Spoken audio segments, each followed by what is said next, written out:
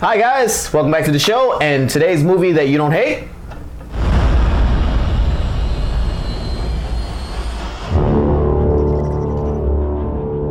Today's movie that you don't hate is Tron Legacy. Now, Tron Legacy is one of those films where it was something that was truly, people were truly excited about coming back to screen. Yes. In a quasi reboot, sequel-esque. I mean, it's technically a sequel, but it's kind of more of a reboot. No, it's not a reboot whatsoever. It's not a reboot. I mean, it's a reboot on graphics is what it was. That's what it was. It's like they didn't have them damn 1980 graphics. They put some money into the graphics, which was why people had problems with this film. We'll get to that. We'll get to that point. All right, but this film was actually released in 2010, so it's been about 7 years since this film came out. It was directed by Joseph Kosinski. Shout out. And we'll talk a little bit more about his pedigree when we get to directing. And this was, like I said, it was a long-awaited sequel for Tron, which is a cult hit. It's one of those films where it didn't have it wasn't really big when it first came out, but it stood the test of time. And people even watch it. I wouldn't even say momentum. It just people kept on. It was your imagination carried this movie. Yeah, exactly. And it's like it was the first time we saw something like this in a computer-generated universe. Finding yourself in the computer and home PCs were all the rave. Exactly. At the time, it was one of those things where it was perfect for when it came out, and then like I said, nothing else had been done like it, so it just continued on. Yes. Okay, so if this is the first time that you're watching You Don't Hate, what we do is we break these films down in 5 categories. All right, and the categories are plot, acting, directing, action scenes, and characters. All right, so before we actually get into the actual categories themselves, we always like to find out, if we liked or we hate any particular things, and we do it with the scoreboard. So we're gonna go ahead and start the scoreboard now. All right, so the first category that we have coming up, Art, is plot. Do you remember the plot of this film? For Tron Legacy? Yes. Yes. All right, do you wanna go ahead and run it by me? All right, so let me see if I understood this movie. Okay, go ahead. All right. Son who hasn't seen his father, whose father disappeared years ago. That's every black kid's life. Well, that's most Mexicans that are my age, and they'll tell you the same thing. So, hasn't seen his father. All of a sudden, there's a way that he might be able to track his father. Mm-hmm. Goes, gets sent to another, what did you say? Won't say dimension, but gets sent to a computer world. Plane of existence. Yes. Right. A digital frontier. There you go. We'll go with that. That's a nice buzzword there. Digital frontier. Digital frontier. All right. Then somehow he needs to get back to the real world. Okay. Out of the digital frontier. Things ensue. Mm-hmm. People chasing. All right. Action sequences. Hot chicken. Hot chicken the movie. Hopefully he makes it out. Hopefully he makes it out. Okay. So as a plot for a movie, what do you think the plot of this film? How do you like it or hate it? Well, you have to consider the plot ties into the original Tron. Right. Okay. If this was just a standalone, no, the plot wouldn't hold. Oh man, really? Yeah, if it was a standalone, you have to consider there was already existing groundwork for the plot. So we'd already had video game and mind-bending realities like Lawnmower Man and stuff like that. So this wouldn't have been nothing new at that particular point. But because it's a sequel to an existing property, it works in this film. It works in this film. Okay, so you do like the plot of this film? Yes. I love the plot of this film. I absolutely love the plot of this film because, like you said, it continues what we already had set up. When they first announced this film when I was younger, because I'm old. I was dreading it was in the works for quite some time. Yeah, I was dreading that they would just reboot that film, like just completely remake that film all over again. I like when they don't. When something's really, really popular, I like when they don't just say, like, we're going to just redo that again. I hate getting the same thing again. Just give me a sequel. Come up with a good idea to do a sequel. Correct me if I'm wrong, but this is the first film that I can remember that they've done that's been years. I mean, when I say years, I mean decades. Yeah. Decades from the original where they continued with the sequel. Where they continued with the story. Normally they would just reboot it, right? Yeah. Blues Brothers. Was that really decades out? Yes, it was. 1979 to 2000. Yeah. True. There you go. But nobody remembers, that's right. They didn't nobody even have remembers Jim Blues Brothers 2000. So. So this film, I feel the plot was successful. I think the plot was It successful tied in too. seamlessly to what happened originally. Exactly. He was exploring a new frontier, a digital frontier. Someone went in looking for him, and it continues from there. Okay, so that means plot. Go ahead. Plot does get a like for this one. All right. So our next category is the acting of Tron Legacy. So let's talk about the actual cast of this film. We'll take them one at a time. So Jeff Bridges played Kevin Flynn / Clue when they did the CGI younger version of him, which was the digital form of him. Let's start with him first. All right. So what did you think about Jeff Bridges' acting? Jeff Bridges' acting. Jeff Bridges' acting. Go ahead. Was one of my least favorite things. Really? Yes. Is it because he duded it up? Yes. He was the dude in this film. He wasn't like that in the first film. Mm-hmm. His character seemed to have transitioned to, Zen and doing this, but it was dude. It was too. It's like, whoa, dude. Yeah. It was kind of what was that bowling movie that he was in? The Big Lebowski. The Big Lebowski. It was like he was doing that character all over again. I'm sorry I didn't watch The Big Lebowski. I watched it, and that was the same character. It was like he was doing that particular character in this film. That's like he was stuck in that persona, and maybe he thought that's what people wanted to see of him going forward in films. Mm-hmm. All right, other people that was in this film. This is also the Jeff Bridges resurgence as well. What did you think about him when he was actually Clue instead of just being Kevin Flynn? Actually, I like that. You like that better when he was more focused? Yeah, was Clue had one purpose. He was created for one purpose and one purpose only. Okay. He was a one-dimensional character, and I think in that it wasn't a lot of depth, so he played that well. Okay. I mean, it's really hard to screw that character up, but I will agree with you because I like the drive that he had. I like his like. Well, he only had one person. He was created for one reason. He was created for one thing, and I think he made himself like he was a protagonist and an antagonist at the same time. Yes. And I liked how he did the villain in this film. So I was actually on board with you with Clue. So we kind of like with Jeff Bridges. Jeff Bridges, kind of like a love or hate. Dude it up too much. A love or hate with his particular acting in this film. Other characters that we had in here was often never seen Garrett Hedlund, because I don't know anything else that Garrett Hedlund has been in since he played Sam in this film. Can't recall anything. Exactly. But since we don't know what he's been in since, what did you think about him playing Kevin Flynn's son? Did well. I thought this was going to transition to something for him after this movie. Me too. I thought they were going to build a franchise off of this. You know what happened? He did well. He did well. He didn't come across as inexperienced. His acting was not, it wasn't hammed up. It wasn't chopped up. It flowed well. He was able to play this character well. You know what he reminds me of? What he reminded me of at that particular time before he actually came out. What's Clint Eastwood's son?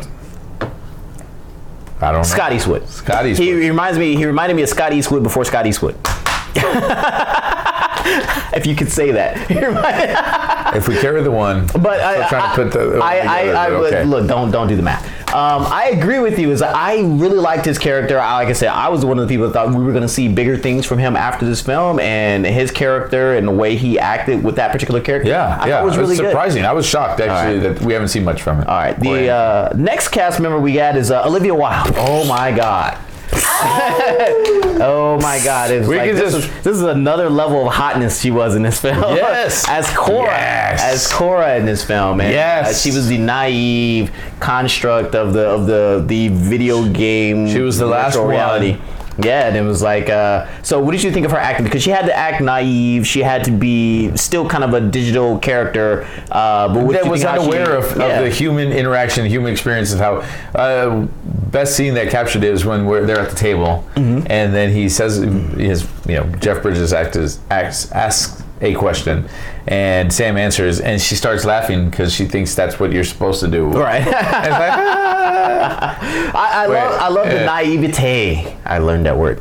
Naivete. that she had in this film, and like I said, even she got to do action scenes, and we'll get to action scenes in a little bit. But just her as a character and the way she played it, I really enjoyed it. Let's move on to some of the lesser characters, but still had an impact on the film. Michael Sheen as Castor. and we'll take these together. Michael Sheen as Castor and James Frain as Jarvis. Okay. So they had smaller roles, but still impactful roles. How did you feel about their acting? Jarvis was the one character I felt was a little hammed up in the movie. He was a little hand up. It was like, you know, like It was funny though. it was. Maybe it needed it. Maybe it needed a little. The comic relief, a little lightning to what was going on, because it was kind of a dark story. Yeah, it started getting dark. It started getting dark. I mean, think about how the whole setting for the entire film was dark. Yeah. Right. The colors were dark. That was to make the lights bright and stand out. They popped when they got to that. Yeah. But his character, all in white. But it was just like, for me, it felt a little hammed up, but not enough to ruin the film. He didn't have that much of a role. No, he had a small role. Yeah. When we look at the cast in general and how they acted on screen, what would you give this? What would you give their acting in general? Overall, it did well. I will agree with you. I think they did well as well They did well. They did well. Also, I agree with that. There you go. That what he said. Okay, so we're gonna go ahead and give acting a like. All right, so that brings us up to the directing in this film. So, as I was saying before, this film was directed by Joseph Kosinski. Joseph Kosinski, after directing this film, do you know what he directed? No. Oblivion with Tom Really? Cruise. He directed Oblivion. You know what he directed after that? No. Nothing. He's been unemployed. Both those films killed his career. What? The last thing he did after Oblivion, and he had some things that are in works in production, but actually haven't come He's out. probably making more money still Off that Tron. Yeah, Disney and films royalties make money. than what I make a year. He's so still rich. I don't feel bad for But he also did the Destiny video game. He did the trailer for the video game. Yeah. That is the big. I looked at his IMDb. That is the biggest thing that I could find after Oblivion. After Oblivion. It's like, he has done nothing. I did a trailer for a video game. All right, so thinking about what he did as a directing job and the things that he took and the aspects that he gave you and the way the film unfolded, how do you feel about how he directed this film? I can see why this film, and from a directing standpoint, this movie pretty much, I won't say directed itself, but it was going one way. It wasn't like there wasn't plot twists in there. It wasn't where there was a lot of action sequences where it was really involved in choppy things here and there. So really, you could have dropped any name in there, and it wouldn't have made. It would still work. Yeah. It would okay. All right. I don't have a problem with it. I think the only thing that people really took away, or was the major thing that people didn't like with how this film was presented to them, and we got to kind of blame the director with that, is the CGI. But we'll get with that when we get more into action scenes. But as far as what he gave us on screen, I agree with the story. I agree with the way how it was laid out.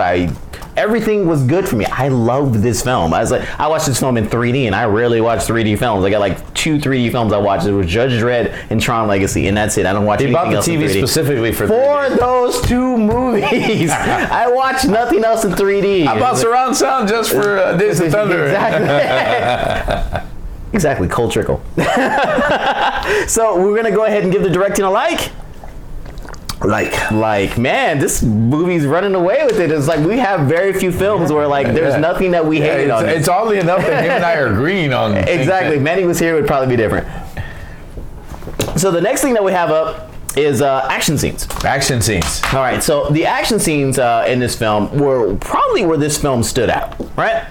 I would say that the action scenes are because when we look at when Sam first gets there and he actually has to fight and he doesn't know and he has to throw the light disc, and then when Cora breaks him out on screen where they're on the little light dune buggy thing that they're on, but this light cycle thing that they did was awesome. It was so awesome when he put out the bar. And then this is where I think the movie stumbled. Really? Yes. Okay, so did you not think there was enough? Or? Well, let's start first of all when he moves. One of the things I did love of this movie is when he moved from the real world into the digital frontier. Okay. And all of a sudden he's there in front of Flynn's arcade, and then he looks up and just the building just keeps going on for quite some time. Okay. Right? Mm-hmm. And it evolved, it changed so much. In the computer world, it's constantly changing. Things are being upgraded, and it's faster than what we can keep up with in the real world. So that's one of the things I did like, how they were able to, hey, this was back in the,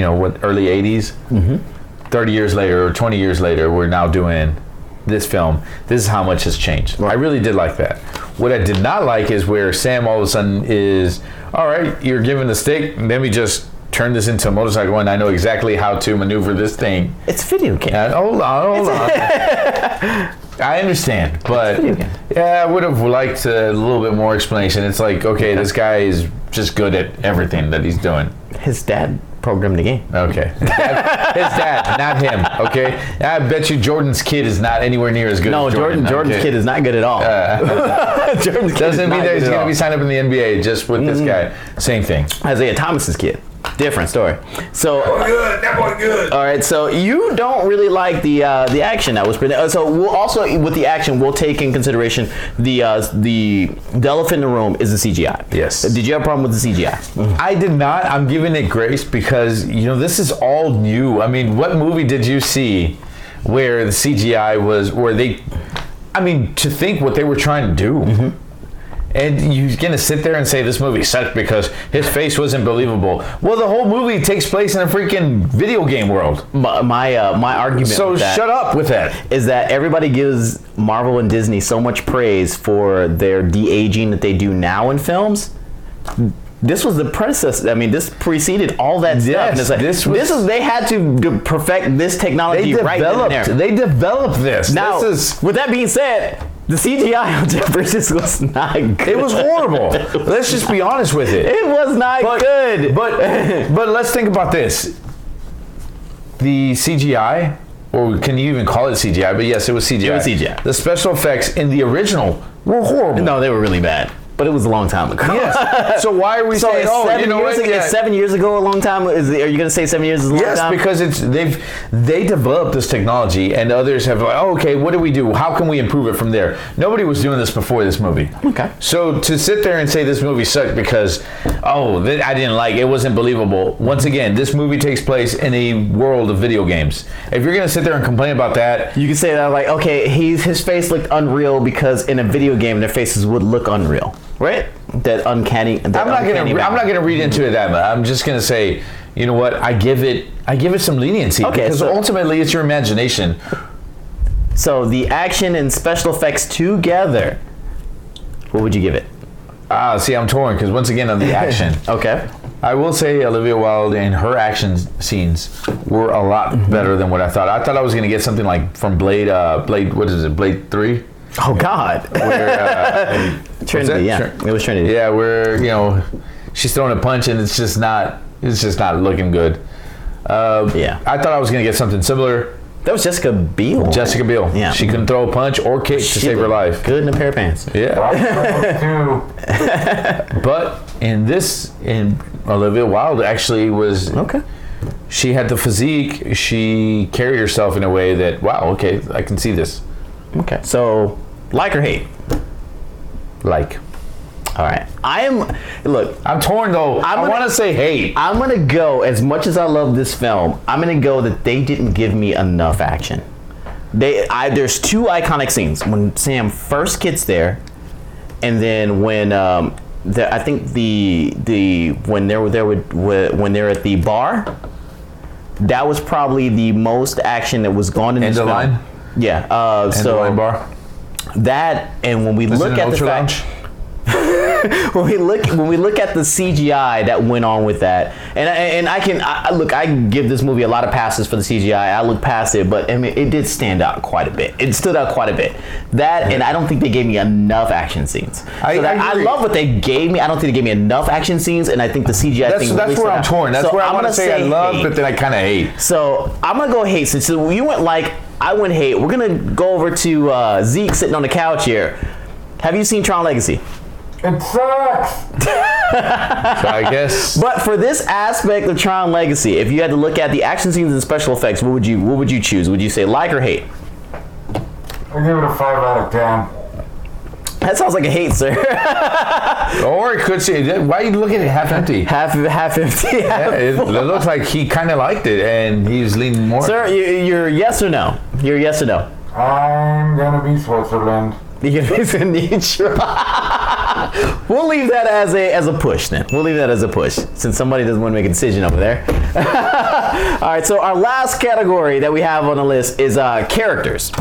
All right, so this is where we're going to talk about as far as what they gave as in representations of these particular characters on screen. So what did you feel about how they portrayed Kevin Flynn, Sam Flynn, Cora, everybody else in the film, Clue, and Tron redone as Tron had, Rensler. Yeah. So we'll knock out with the first one. Jeff Bridges. I already told you what I felt. Okay. All right, Jeff Bridges. Okay, well that was his acting, but what did you like about his character? Did you like or did you not like his character? I did not like his character. Okay, we didn't like his character. Did not like his character. Okay. Cora's character? Chorus, yes. We definitely like because it was Olivia Wilde and Olivia Wilde's hot. Sam's character? Yes. You liked his character? Liked his character. And we talked about Jarvis and we talked about, what was the other guy's name? I dropped mine. Castor. Thank you. It was Castor. Let's see. And you liked his character. I liked all the characters that they gave me, even the snively. And I thought they were fun. I thought they were exciting. There's always got to be that one little weasel. I like Clue. I even like Rensler, who had no words except for user. I liked his character because I fight for the user. Yeah, it's like it's like a monologue that he's having. I fight for the user. Oh wait, come on. And then he came back and became Tron. I like the characters they gave. I love this movie so much. I look past its faults. I loved all the characters that were in this film. I don't have a problem except for Jeff Bridges and his dude, Kevin Flynn. I was okay with everybody else. I even liked Scarecrow. Who's the guy that was a Scarecrow in Batman Returns? Oh, Batman, Cillian Murphy. There you go, that guy. I even liked. I thought they were going to do something with him. Yeah. I was like, come on. He was so underused in this film. I thought they were going to build a franchise, create a new franchise because you bring in Cillian Murphy and he was just fresh off of what is it? 6 weeks or 6 weeks later. From the 28 days later, or 28 weeks later, whatever. And he had a little momentum from other movies that he had just done. Yeah. I thought they were going to use him for something. It was just like, hold on. You know what it was? Is that they were seeding him for the trilogy, and then this film didn't make as much money as they wanted to, and they were like, scrap it. And that's what it was. It's like it seemed like they were setting him up like in a sequel. He was going to be the villain. Yeah. He was going to be the villain in the sequel. I could totally see that too. And then they scrapped it when the movie didn't make as much money as they wanted to make. So that was disappointing with his particular character. And that's the only takeaway that I have is I didn't like Kevin Flynn and I didn't like that they misused him. And it's like because they had a plan for him later on and they just never got to it. Yeah. It happens. All right. That leaves our score, which is a weird score because this is the first time we've ever had this. This is a shutout, but a shutout with a push. We've never had a push. We've always had a definitive answer as far as like or hate. I think we do have a definitive answer. But Zeke, he kind of belted us. He wasn't man enough to stand on his own 2 feet. I'm wishy-washy. He's wishy-washy. So our final score is going to be 4-0-1. That's like a weird football score with like they had a tie and then there's just one of those things where it was like you don't win, you don't make it to the playoffs because you had a tie. No, I disagree. You disagree? I disagree. So the point, you're viewing his being indifferent as, well, kind of more like he didn't like it. Okay. Ultimately, it's you don't hate. Oh, you don't hate it. And he can't decide whether or not he liked it or disliked it. So obviously he didn't hate it. He didn't hate it, so that counts as a like. Yeah. So let's redo that score. So our final score. Didn't hate it. He didn't hate it. 5-0. Complete shutout. Our very first one on You Don't Hate. We normally have a film where like there's pluses and minuses that we can recognize. In this film, overwhelmingly has so many pluses that even where it had faults and it was flawed, it still was good. And there was so much to compensate for that. People give this movie so much crap because of the CGI. But you're blinded by it. And I'm just going to reference another movie, Batman vs Superman, right? Okay. BVS. Everybody hated that Ben Affleck was going to be Batman, right? ended up being one of the on the screen. Yeah, ended up being one of the biggest things. You know, That's not what happened in this film, though. No. What I'm just saying is, people go in and they're, oh, this one thing is going to ruin this movie. Oh, and so they get that laser. Yeah, and I can't focus on anything else. This entire movie is placed in a digital frontier, in a digital realm, in a computer.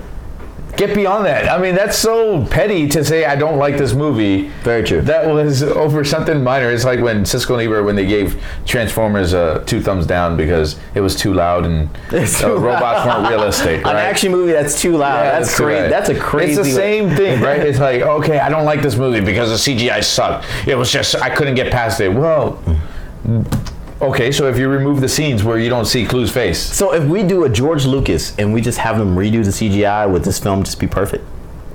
Yes. Yes, and can we get more Olivia Wilde, please? Can we get a special My edition one complaint, of Tron Legacy where they my redo one the complaint, CGI? what was the director's name? Joseph Kosinski. Joseph Kosinski. My one complaint was Olivia Wilde had way too much clothing on. She had way too many clothes on. All right? I don't care it was form-fitting. It was too much.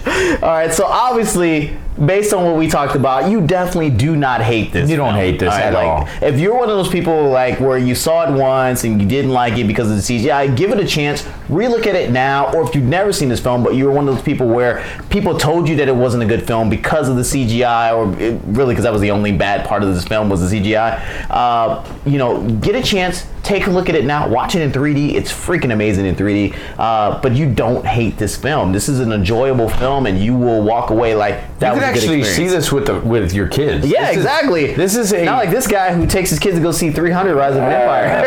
That's true, I did. All right, so as always, we say in these films or in these shows, make sure you comment below. Tell me if you were a fan of Tron Legacy or what problems that you actually had with this film outside of the CGI. I'd love to hear it when you put it down in the comments below. Make sure you like and suggest. So we do on You Don't Hate, we talk about films that people don't like. If you suggest things that you love that people don't like, we'd be more than happy to talk about it, because odds are I don't hate films. It could be a film that we have not seen.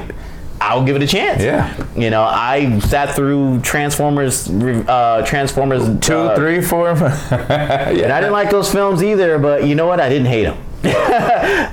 Lastly, make sure you subscribe so that way you know about all the other videos that we do with the Goods Podcast, the Top 5, and all the movie reviews that we do as well. So, yes. I'm Terrence, and Cherries is sitting over here next to me, and for Manny and Aspen sitting at home, not doing anything, making me work by myself. By yourself?